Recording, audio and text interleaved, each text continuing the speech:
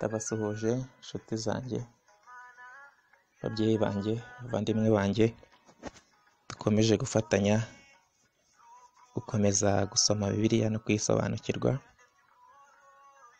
Imana ibahe umugisha. Ndabakunda cyane, niyo mpamvu nshyiraho nomero kugira ngo tujye tukwivuganira, mujye mumpamagara tuvugane, tumenyane, dukomeze dukundane. Ndabakunda cyane nubwo ntabazi, ariko bamwe tugiye tuziranye kandi mba numva twese twamenyana. Niyo mpamvu nshyiraho nomero, ntabwo ari ikindi mba ngamije, nubwo n'ibindi byaziraho, ariko icya mbere ni urukundo. Icya mbere ni uko abantu bamenyana, bagakundana. Nicyo Yesu adusaba, nicyo Imana idusaba, gukundana. Urukundo ni rwo rwa mbere. Uyu munsi rero tugiye gukomerezaho n'igitabo cya Nehemiya, kuko twababwiye ko intego dufite ari uko Bibiliya yose tuyivuga, ibitabo byose uko ari 66 tukabishyira mu ncamake, tukabibaha, namwe mukabisangiza abandi, mukabisoma, mukabyumva, kugira ngo ubutumwa bwiza bukomeze bwamamare ku isi yose.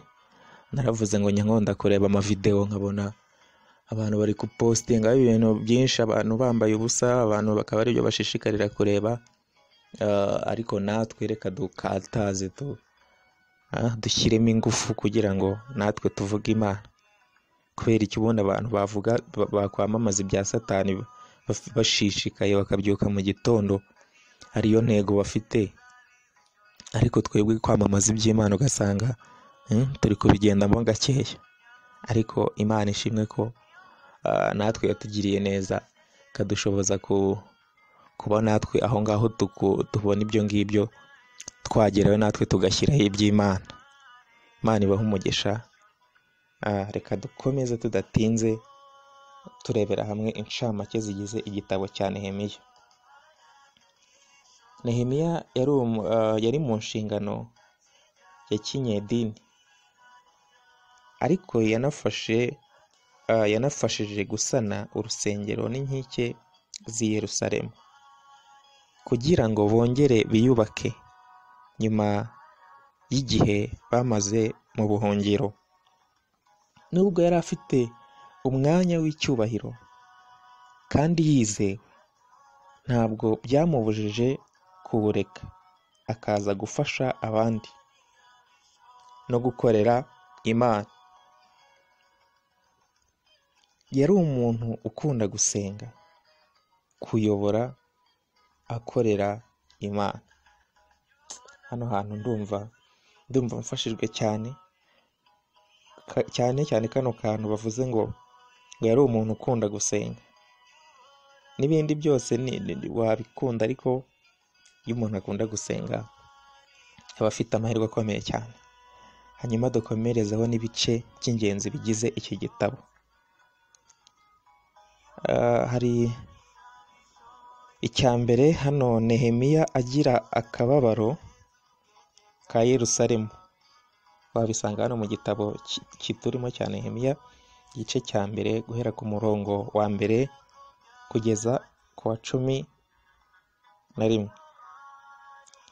Bene se n'abandi bavuye i Yerusalemu bamubwiye inkuru y'uko inkike z'i Yerusalemu zasenyutse.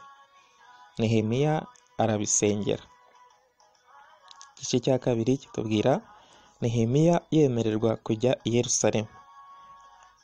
Tubisoma hariya mu gice cya kabiri guhera ku murongo wa mbere kugeza ku wa 8. Umwami abonye Nehemiya ababaye, yamubajije impamvu. Icyubahiro yahaga Nehemiya cyatumye ahita amwohereza kujya i Yerusalemu gukomeza umushinga wo gusana inkike. Igice cya gatatu kitubwira Nehemiya agenzura ibisabwa. Tubisoma hariya mu gice cya kabiri ku murongo wa 12 kugeza ku wa 16. Mu kugaruka i Yerusalemu, Nehemiya yabanje kumenya ibisabwa kugira ngo abone gushaka ababimufashamo.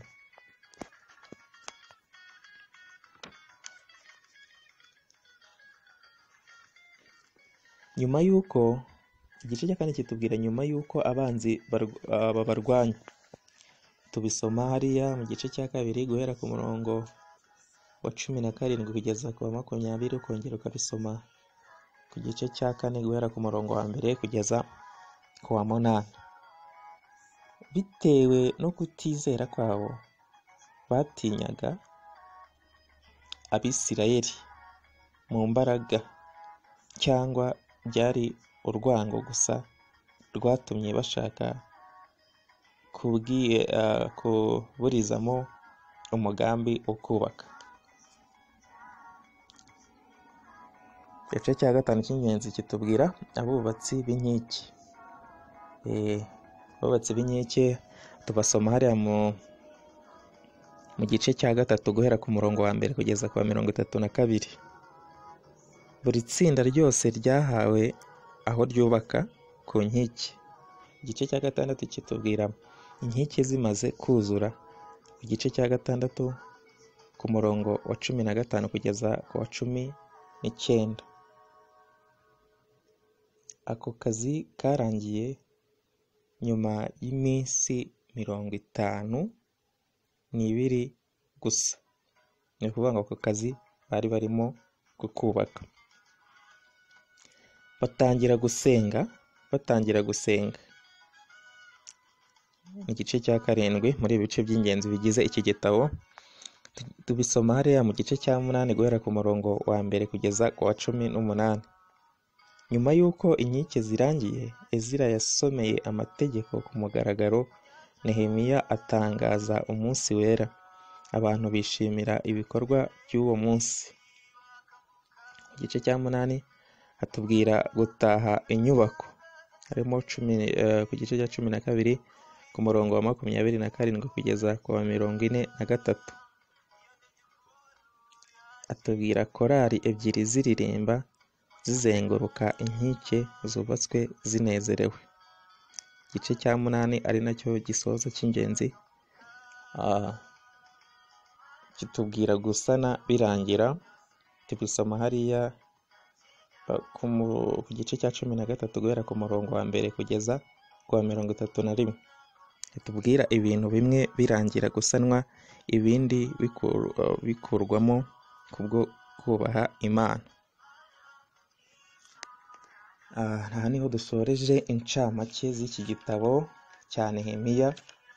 Hanyuma mwese twabanye ndabashimiye, nkomeza no kubararikira kuzakurikirana n'ibindi bitabo bizagenda bikurikiraho. Ariko iki gitabo cya Nehemiya kijya kimfasha cyane, ukuntu bagitangira kubaka bagiye bahura n'ababaciye intege benshi, ariko bagakomeza bakubaka banarwana. Iki gitabo kirimo ijambo rifasha ubugingo bwacu cyane cyane, ariko twashingiraho muri iyi si. Ibiduca intege biba ari byinshi. Abantu bagenzi bacu harimo n'abaduca intege, bakakubwira ngo biriya bintu utangiye ntuzabishobora. Hari umuntu umwe wigeze atubwira ubuhamya, atubwira ukuntu bamugize mwarimu w'idini, nyine mwarimu w'umudugudu. Arangije abantu bamugirira ishyari, baragenda baramubwira ngo nubwo ubaye mwarimu ariko ntuzabishobora. Ngo nawe yarababwiye ati rwose ati nintabishobora sinzabishobore, kubera ko kuba mwarimu ntabwo ari ijuru. Ati cyakora yaba kuba mwarimu ari ijuru nari kubabara, kubera ko ntari kuzarijyamo. Ariko kubera ko kuba mwarimu atari ijuru, nibishaka bizananire, icyangombwa nuko nzajya mu ijuru. Icyo gihe bumva aramaramaje, kandi koko yakomeje umurimo we. Hari igihe ari kugira intege nkeya, agacika intege, akagira umujinya, agatukana, ariko icyo gihe ntabwo ariko byagenze, ahubwo yarakomeje arakora. No ku murimo w'Imana dukora, hari igihe umuntu atangira kuririmba bakamubwira tufite ikijwi kibi. Hari igihe umuntu atangira kubwiriza bakamubwira ati ibyo ngibyo ntabwo ari ibyawe. Hano habamo ijambo rifasha ubugingo bwacu, kubera ko hano ibiduca intege ni byinshi, ariko iri jambo twarigenderaho tugakomeza kubaka. Ntabwo twebwe kubaka ari ikindi, ahubwo kubaka no gukomeza gukiranuka dukora imirimo myiza, tukirinda ibiduca intege, kubera ko ibyo byo tugomba guhura nabyo. Ni nk'itegeko, ntabwo ku isi ntabwo ari muri paradizo, ku isi ntabwo ari mu ijuru. Tuzaruhuka tugeze mu ijuru, nibwo ibiduca intege tutazabibona. Ubwo rero nitujya duhura n'ibicantege ntitukajye tuzicika, ahubwo tujye twibuka iri jambo ry'uko ba Nehemiya bakomeje kubaka nubwo bari bafite ababaca intege benshi. Natwe dukomeze twubake ubwami bw'Imana, dukomeze dusome Bibiliya, tureke gucika intege, dukomeze tubane n'abantu bose amahoro, twirinde gucika intege, dukomeze dukore umurimo w'Imana mu madini agiye atandukanye, kugira ngo Imana izatugororere. Murakoze cyane. Tuzakomerezaho n'igitabo abantu mukunda muri benshi, igitabo cya Esiteri. Turakibararikiye kugira ngo muzagikurikirane n'ubundi kuri uru rubuga.